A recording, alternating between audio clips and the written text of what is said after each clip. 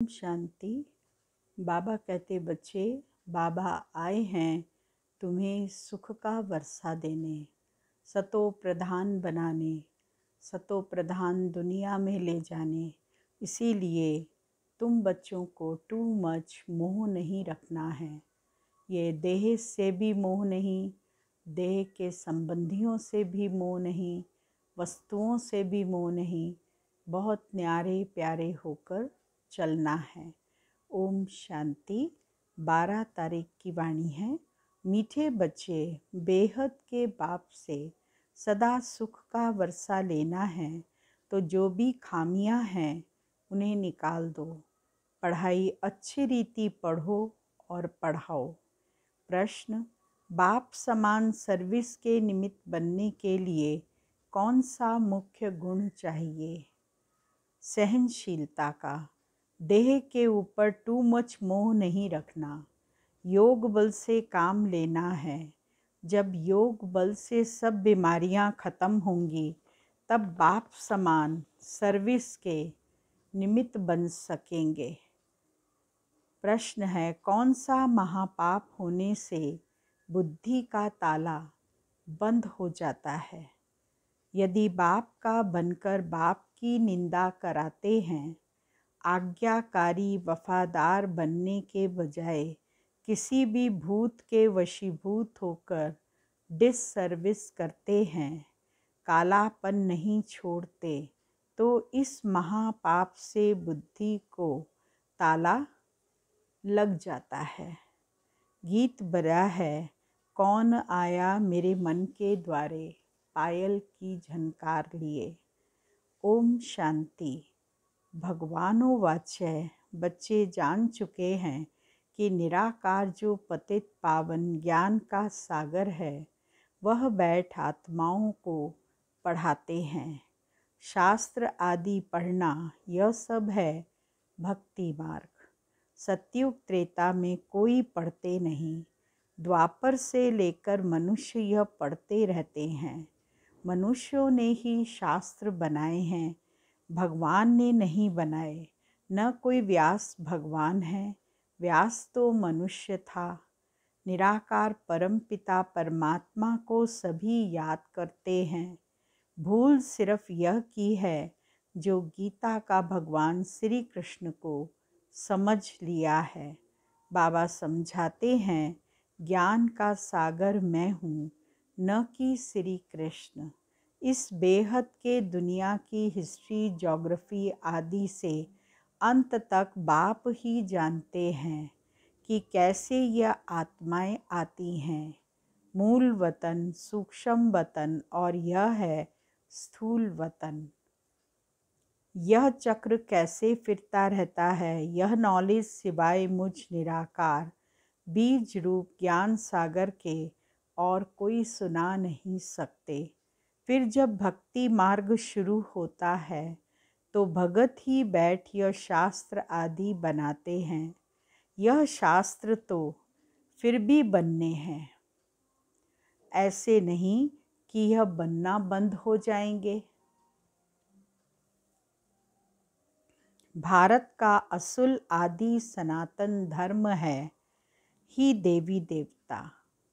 सतयुग आदि में देवी देवताओं का राज्य था। भारतवासी अपने धर्म को भूल गए हैं। जो पावन थे अब वह पतित बन गए हैं। इसीलिए भगवान कहते हैं, मैं आकर तुमको पतित मनुष्य से पावन देवता बनाता हूँ। तुम भी जानते हो देवता बनने के लिए हम पढ़ रहे हैं। मनुष्य से देवता बाप के सिवाय कोई बना नहीं सकता, क्योंकि यहाँ तो सब पतित भ्रष्टाचारी हैं। वह फिर पावन श्रेष्ठाचारी कैसे बनाएंगे? यह पतित आसुरी दुनिया रावण राज्य है। राजाई तो है नहीं, गाया भी जाता है राम राज्य, रावण राज्य। भगवान आकर राम राज्य की स्थापना करते हैं। कहते भी हैं, हे भगवान, गीता का ज्ञान फिर से आकर सुनाओ। कृष्ण तो नहीं सुनाएंगे। अब तुम बच्चे समझते हो कि हमको कोई मनुष्य नहीं पढ़ाते हैं। मनुष्य की आत्माएं सब पढ़ती हैं। पढ़ाने वाला निराकार भगवान है। क्या बनाते हैं मनुष्य से देवता। यह है एम ऑब्जेक्ट। स्कूल में एम ऑब्जेक्ट के सिवाय कोई क्या पढ़ सकेंगे। तुम बच्चों की बुद्धि में है कि हम फिर से मनुष्य से देवता बनने आए हैं। पढ़ाने वाले को भी पूरा जानना चाहिए। उनका नाम है शिव। शारीरिक नाम तो है नहीं। और पढ़ाने वाली होती है आत्माएं, जो अपने अपने शरीर द्वारा पढ़ती हैं। हरेक को अपना शरीर है। यह एक ही परम पिता परमात्मा है जो कहते हैं मुझे अपना शरीर नहीं है, मैं इनका आधार लेता हूँ। इनकी आत्मा भी पढ़ती है जो पहले नंबर में देवता बनती है। जो न्यू मैन था वही पुराना हो गया है।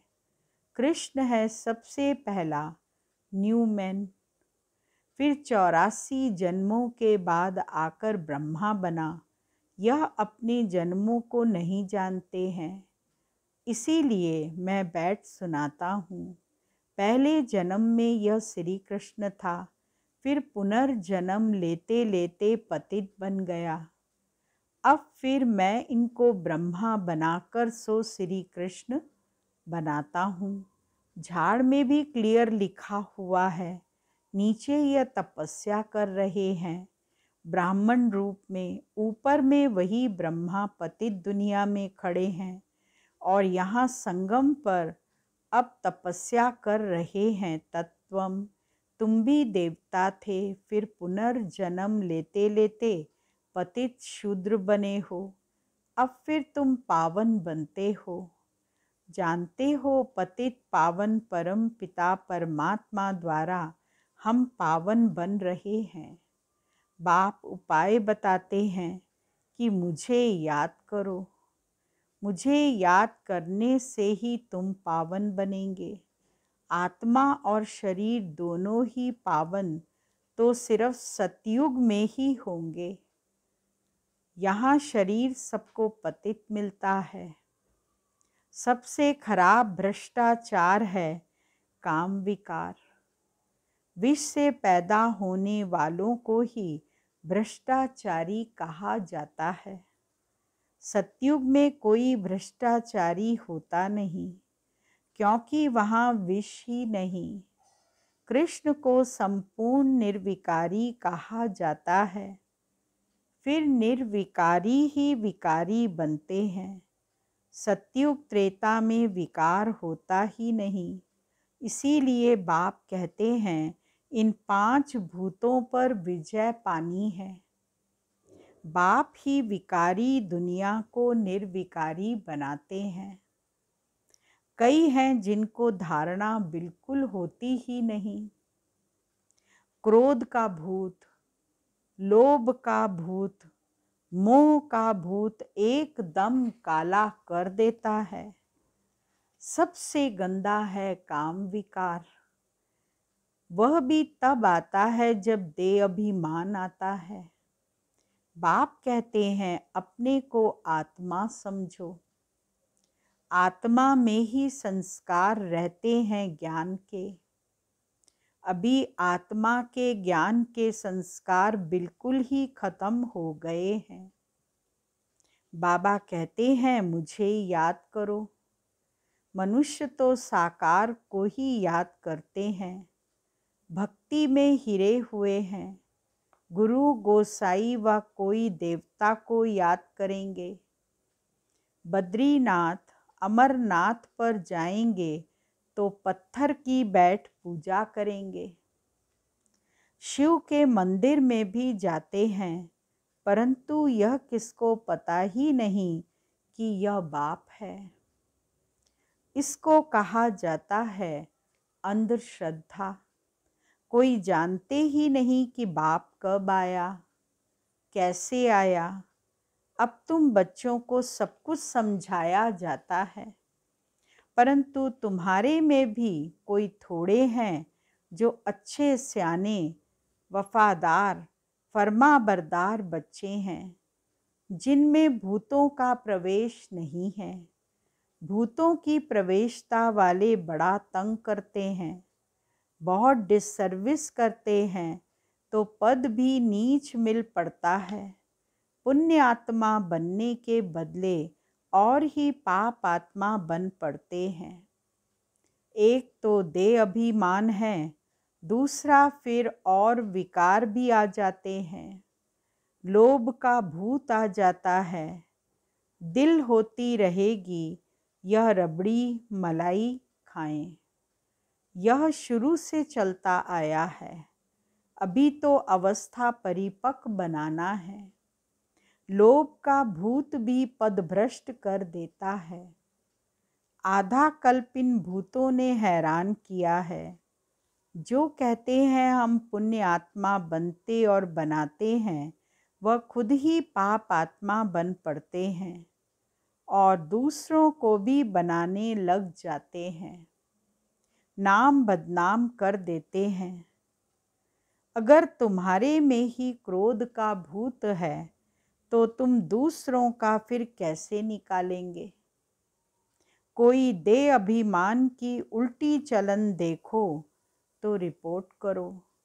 धर्मराज के पास तो रजिस्टर रहता है, फिर सजा भोगने के समय तुमको सब साक्षात्कार कराएंगे। और तुमने इन भूतों को वश बहुतों को तंग किया है। कई बच्चे क्रोध की अग्नि में जल मरते हैं। आत्मा बिल्कुल काली हो जाती है। डिससर्विस करते तो बाबा बुद्धि का ताला बंद कर देते हैं, उनसे फिर कोई सर्विस हो न सके। अंत में बाबा सब साक्षात्कार कराएंगे, फिर बहुत परेशान होंगे। इसीलिए बच्चे ऐसा कोई काम नहीं करना चाहिए। बाबा कह देते हैं, अगर उल्टी चलन चलते हैं तो रिपोर्ट करो। बाबा समझ जाते हैं, देह अभिमान के कारण ये दास दासी जाकर बनेंगे, प्रजा में भी कम पद पाएंगे। बाबा तुम बच्चों को ज्ञान श्रृंगार कराते हैं, फिर भी सुधरते नहीं। इस समय ही परम पिता परमात्मा आकर ज्ञान का श्रृंगार कराए सतयुग के महाराजा महारानी बनाते हैं। इसमें सहनशीलता बड़ी अच्छी चाहिए। देह के ऊपर टू मच मोह नहीं होना चाहिए। योग बल से काम लेना है। बाबा भी बूढ़ा है, परंतु योग में खड़ा है। खांसी आदि होती है, फिर भी सर्विस पर रहते हैं। बुद्धि की कितनी सर्विस करनी होती है। इतने बच्चों को संभालना, मेहमानों के लिए प्रबंध रखना कितना बोझा रहता है। ख्यालात भी चलती है। अगर कोई बच्चे की बदचलन होगी तो नाम बदनाम कराएंगे। कहेंगे यह ऐसे ब्रह्मा कुमार कुमारी हैं, तो नाम ब्रह्मा का हुआ ना। इसीलिए कहा जाता है, गुरु का निंदक है। सतगुरु के लिए इन कलयुगी गुरुओं ने फिर अपने लिए बता दिया है। इसीलिए मनुष्य उनसे डरते हैं कि कहाँ गुरुजी श्राप न दे दें। यहाँ कोई ऐसी बात नहीं। अपनी चलन से अपने ऊपर बद्दुआएं करते हैं। बच्चों को अपने भविष्य का ख्याल रखना चाहिए। अब पुरुषार्थ नहीं किया तो कल्प कल्पांतर यही हाल होगा। बाप कितना अच्छी रीति समझाते हैं, फिर भी कई हैं जो कालापन छोड़ते ही नहीं। फिर टूट पड़ते हैं अथवा मरकर जहन्नुम में गिर पड़ते हैं, पढ़ाई छोड़ देते हैं। कई तो बच्चे अच्छे चलते हैं, कोई तो ईश्वरीय जन्म लेकर 8-10 वर्ष के बाद भी मर पड़ते हैं अथवा फारक्ती दे देते हैं। लौकिक बाप भी सपूत बच्चों को देख खुश होते हैं। फिर भी नंबरवार तो है ना, कोई कोई सेंटर्स पर भी तंग करते हैं, बड़े कांटे बन जाते हैं। घर के बनकर फिर निंदा कराते हैं, तो महान पाप आत्मा बन जाते हैं। इसीलिए बाबा समझाते रहते हैं, तो यहाँ तुम आए हो बेहद के बाप से सुख का वर्षा लेने, तो खामियां सब निकालनी चाहिए। स्कूल में पास होने वाले स्टूडेंट शर्त रखते हैं कि हम 80 मार्क्स से पास होंगे, 90 मार्क्स से पास होंगे। फिर जब पास होते हैं तो खुशी में 1-2 को तारे करते हैं। यह है बेहद की पढ़ाई। सूर्यवंशी बनेंगे या चंद्रवंशी, वह भी मालूम पड़ जाता है। चंद्रवंशी राजा रानी जब बनते हैं तो उनके आगे सूर्यवंशी जैसे सेकंड नंबर में हो जाते हैं। राम सीता का जब राज्य चलता है तो लक्ष्मी नारायण छोटे हो जाते हैं, सूर्यवंशी नाम ही खत्म हो जाता है। यह नॉलेज बड़ी रमणीक है। धारणा अच्छी उनको होगी जो श्रीमत पर चलेंगे, वही फिर उच्च पद पा सकेंगे। शिव बाबा का भक्ति मार्ग में भी पार्ट है और ज्ञान मार्ग में भी पार्ट है। शंकर का काम है सिर्फ विनाश का, उनका क्या वर्णन करेंगे। शिव बाबा का और ब्रह्मा बाबा को तो बहुत वर्णन है। 84 के चक्कर में सबसे नंबर 1 पार्ट है बाबा का। उन्होंने फिर शिव शंकर को मिला दिया है। शिव बाबा का तो सबसे बड़ा पार्ट है। सभी बच्चों को सुखी करना कितनी मेहनत का काम है। फिर आराम करते हैं। इनका ब्रह्मा का तो 84 जन्मों का पार्ट है। इस्लामी बौद्धि आदि तो बाद में आते हैं। यह कोई ऑल राउंड पार्ट नहीं बजाते। ऑल राउंड पार्ट वालों को सुख कितना है। हम ही स्वर्ग के मालिक बन जाते हैं। भारत स्वर्ग कहलाता है। खुशी कितनी होती है। हम अपने लिए स्वर्ग का राज्य स्थापन कर रहे हैं। औरों को भी समझाना है, जो वह आकर अपनी जीवन बना ले। तुम आए हो परम पिता परमात्मा से स्वर्ग का वर्षा लेने। बुद्धि में अगर एम ऑब्जेक्ट नहीं होगी तो बाकी यहाँ बैठ क्या करेंगे। ब्राह्मण है ब्रह्मा के मुखवंशावली। बेहद का बाप बेहद के बच्चे लेते हैं। कितने ढेर बच्चे हैं। ब्रह्मा का बनने बिगर शिव बाबा से वर्षा ले नहीं सकते। भारत श्रेष्ठाचारी था, वहाँ कोई भूत नहीं था। एक भी भूत है तो व्यभिचारी कहेंगे। भूतों को तो बिल्कुल भगाना है। बाबा को बहुत लिख भेजते हैं, बाबा काम का भूत आया, परंतु बच गए। बाबा कहते हैं बच्चे, तूफान तो बहुत आएंगे, परंतु कर्म इंद्रियों से कोई कर्म नहीं करना। भूतों को भगाना है, नहीं तो नहीं तो सूर्यवंशी चंद्रवंशी बन नहीं सकेंगे। ध्यान में जाना भी अच्छा नहीं है, क्योंकि माया बहुत प्रवेश हो जाती है। अच्छा, मीठे मीठे सिकी लदे बच्चों प्रति मात पिता बाप दादा का याद प्यार और गुड मॉर्निंग। रूहानी बाप की रूहानी बच्चों को नमस्ते और रूहानी बच्चों की रूहानी बाबा को याद प्यार गुड मॉर्निंग नमस्ते। मुख्य सार है पहला पॉइंट, कर्म इंद्रियों से कोई भी विकर्म नहीं करना है। ऐसी कोई चलन नहीं चलनी है जिससे अनेकों की बद्दुआएं निकलें। अपने भविष्य का ख्याल रख पुण्य कर्म करने हैं।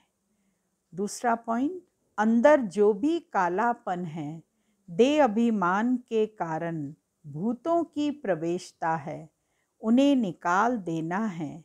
ज्ञान से अपना श्रृंगार कर सपूत बच्चा बनना है। वरदान है, बिजी रहने के सहज पुरुषार्थ द्वारा निरंतर योगी निरंतर सेवाधारी भव। ब्राह्मण जन्म है ही सदा सेवा के लिए। जितना सेवा में बिजी रहेंगे उतना सहज ही माया जीत बनेंगे। इसीलिए जरा भी बुद्धि को फुर्सत मिले तो सेवा में जुट जाओ। सेवा के सिवाय समय नहीं गंवाओ। चाहे संकल्प से सेवा करो, चाहे वाणी से, चाहे कर्म से, अपने संपर्क और चलन द्वारा भी सेवा कर सकते हो। सेवा में बिजी रहना ही सहज पुरुषार्थ है। बिजी रहेंगे तो युद्ध से छूट निरंतर योगी निरंतर सेवाधारी बन जाएंगे। स्लोगन, आत्मा को सदा तंदुरुस्त रखना है तो खुशी की खुराक खाते रहो। ओम शांति। आज का पॉइंट है, हर कर्म को श्रेष्ठ कर्म व सुकर्मी बनाने के लिए त्रिकालदर्शी पने के स्मृति स्वरूप बन हर कर्म के तीनों कालों को जानने वाले बनो। तब हर कार्य हर संकल्प सिद्ध होगा। फिर पुराने संस्कार स्वभाव से उपराम सदा साक्षीपन की सीट पर स्वयं को सेट हुआ अनुभव करेंगे। ओम शांति।